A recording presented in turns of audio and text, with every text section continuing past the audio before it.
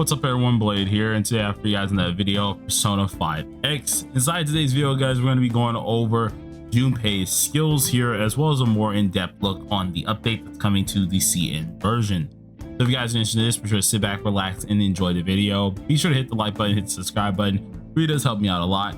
This literally just released, so I doubt there's any translations just yet. But what we'll end up probably doing is after we react to this, I'm gonna go ahead and wait, and then we'll do our stitching to actually go over the translations later. So it's most likely going to be kind of done later. Just keep in mind of that, but we'll see how it goes. So first things first, let's go ahead and zoom on in. We're probably going to get that stupid little thing that pops up to tell us to create an account, so expect it to stop soon.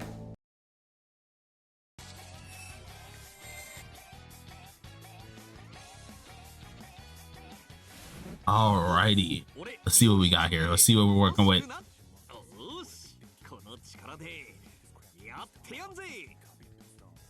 Still love the artwork.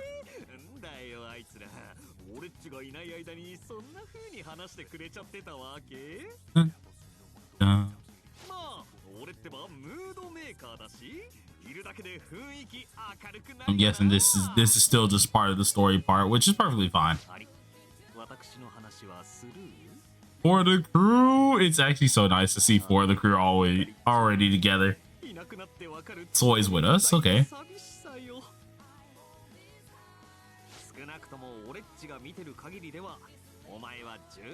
All right, come on now. Let's see what happens.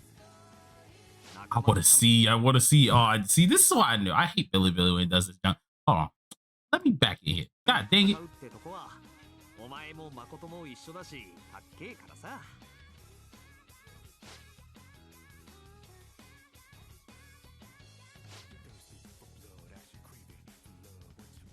And this one, is this not voice actor here? Oh no, it is. Slightly, I guess we see. More like reactions. All right, and here it is. Okay, so we do know he is a fire defender, so let's see how this does work. Hermes, yes. Okay, let's go with it. Okay, he gets hit, and he has a counter attack, and that looks like it does a down. Of course, I think that's a guaranteed down too. So magic, and I couldn't tell if it did anything there, but he does have a physical move. Okay, cool. There we go. That one just does a basic slash. Now, I'm guessing this is the taunt move. Sure. All right, so he has the taunt. Cool.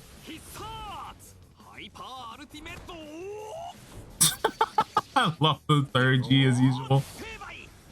Okay. That crit damage increase? Crit damage taken? Looks like it was a crit damage taken. And then something went there. So we're gonna have to look back, but love the weapon. It actually really fits. I love this. Man, he actually looked clean. Yeah, nah, I love this. He's so freaking perfect. Yeah, I love this. This is great.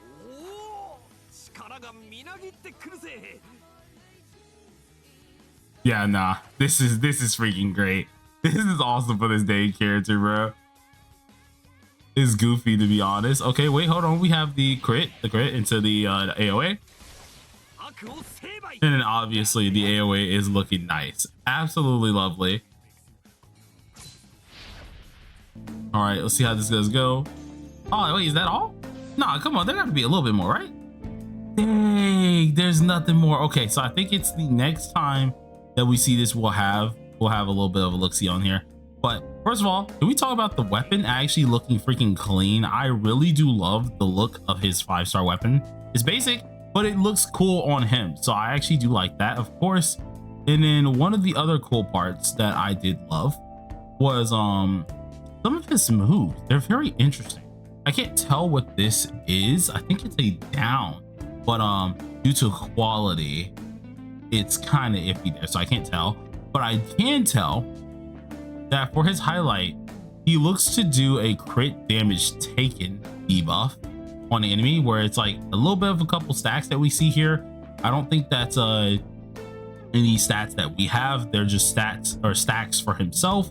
And then of course it is a crit damage taken down here, or a crit damage taken itself, which is pretty darn interesting. Now the Thurgy does seem like it takes 140. I think that's what that is here. But I think this is the highlight. No, yeah, this is the Thurgy hit.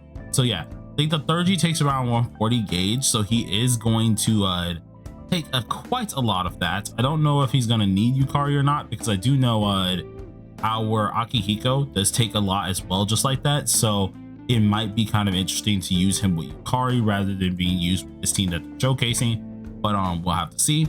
And then his other form here, I can't tell what that icon is fully. Once again, very, very blurry, but it seems to be of some defense type of technique there, because we do get a small bit of shield on that. So unsure exactly how that's going to really work, because the shield doesn't look too good, to be honest, but it has to serve some other purpose. Now going back and checking out the skills here, obviously he has his counter, which is interesting. Does do a knockdown. I think that was just because it immediately can proc it, but it is a physical counter by the looks of it, so the knocks can end up being procced easily. We have a fire hit that is very interesting. I think this is probably like the first, actually, is this our first like actual magic move that we've seen in a minute? No, we've seen a couple. So yeah, we have fire hits, we have this physical one. Doesn't look like it have anything too crazy about it. I don't know if he gets any stacks from the look of it here. If we look at his little area, I don't see any like stack buffs or anything, so not sure how that's going to really lead up to his whole set.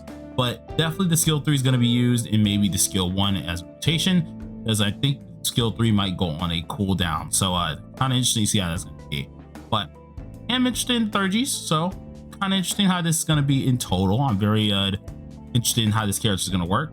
So what I'm going to do, guys, is we're going to stop it for here. But what's going to happen is I'm going to go ahead and stitch in the next part of the video, which is going to have the translations. So look forward to that. It's going to be very quick for you guys, but I'm going to be waiting for a little second. So give me a bit and we'll check it out. All right, so we're back, but not with translations because they're still not up just yet. But I did want to say I know at least what he's able to do now. So we're gonna go ahead and go over everything, kind of explaining this character to the best that our probabilities can be explained to. And just starting off with the first part of his kit, pretty much all you guys got to know is every few turns, I think it's like every 2 turns, he gains a charge, and he's able to of course use the said charge to end up doing a counter attack. And that's what's really going to be offered out of this regular A0, right?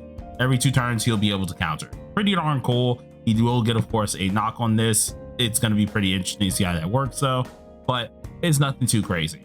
The other thing is every now and again he is going to increase attack as well as fire damage to all allies. If any of his allies do take let's call it take damage, or at least take their turn every few turns. So like whenever an ally takes a turn, every few turns he'll end up increasing their attack as well as their fire damage, making him a really good defense supporter to be with a fire team, which is pretty darn cool. I guess it's awesome, but really it's nothing too crazy. After another few turns do pass, by doing so he's able to then go ahead and use the damage taken. It will end up taking that and massively making it lower, meaning he's going to obviously tank even more, and he's going to deal more attack and fire damage for his team, which is going to be great to actually see. Your team's consistently getting buffed while you're also consistently taking less damage. So for any matches that are long term, he's pretty decent in that way, but it's nothing absolutely stellar. If you already have Soy, this is kind of like that, okay, it's all right, but nothing too crazy. Now going to the skill 1, this is where things are kind of getting explained a little bit more. This little move here, it does a single target fire damaging move, in which I would have hoped this was like AoE, but single target fire damaging move equal to his HP, so it does base off of his HP. And then while he's doing this here, he is decreasing the defense of the enemy, but alongside of this he's increasing his allies fire damage dealt, and this will pretty much detonate a debuff on the enemy as well. So he's dealing pretty much damage equal to his max HP. Cool. But while doing so, he's giving a debuff, which is going to be a defense decrease debuff, and increasing his allies' fire damage overall. This of course debuff will then detonate, dealing some extra damage later on, but it's nothing too crazy. Now the next thing here that they do have for the skill 2, which was this actual what's it called, physical damaging move here, it is a single target damage move that is based on his max HP. What this does happen here, or what happens here, is after you detonate a debuff or detonated debuff here, the skill is now guaranteed to crit on the enemy. And then after that happens, it then decreases the target's defense and increases all your allies' damage dealt, which is pretty dang cool. So your damage dealt is going higher and you're decreasing the target's defense. So he does have a defense shred on his skill 1 and a little bit of a defense shred on his skill 2, which is also cool to see. Now we then should go to the skill 3, which is the main attraction to his entire kit.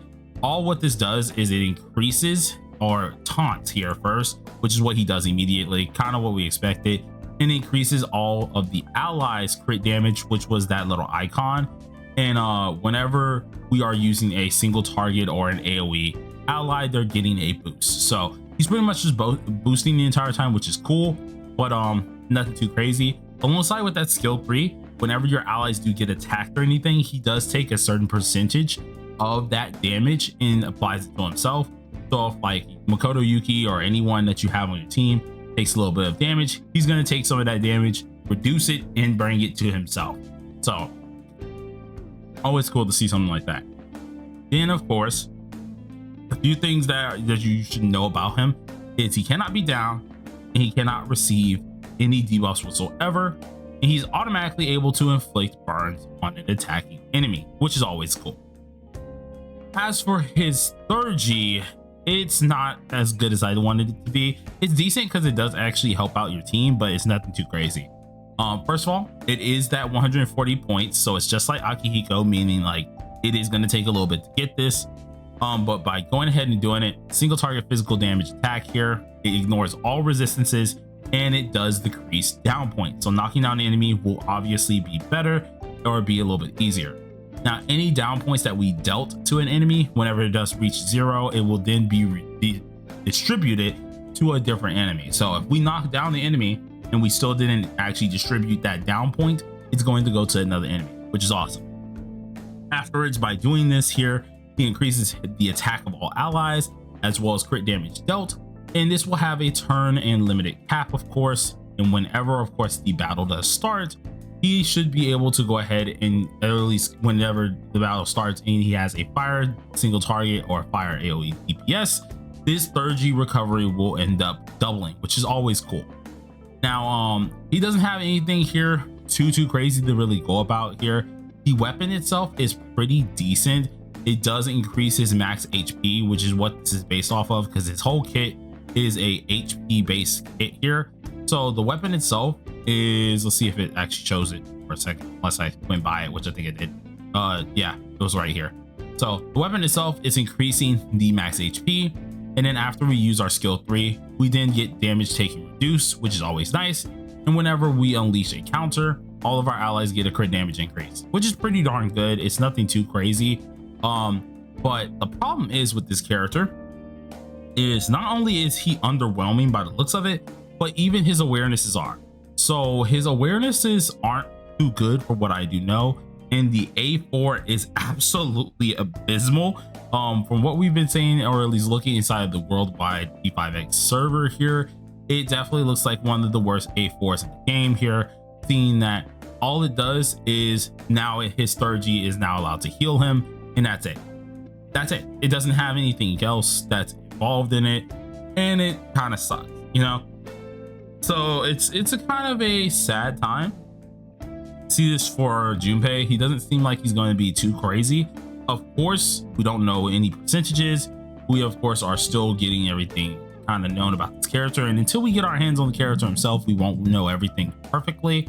But his passive is allowing himself to increase all allies attack when the battle starts, which is something that we already did at the beginning, which is pretty decent. But honestly, it's nothing too crazy with this character. After I went ahead and found out everything I needed to find out about him with his passives and stuff, it's kind of saddening to see that if you just have soy, I think you're fine. Heck, this is probably just, you know, one of the few characters that I think we're fine to skip. So who knows? I'll get my hands on him, of course, when he comes down to TWKR. Well, TW, of course, but currently on CN, we have to wait till the CN players get their hands on him as well. So now, thank you guys for watching the video. If you did enjoy it, please do hit that like button, hit the subscribe button, and I'm gonna go ahead and close it on out. Peace, you guys.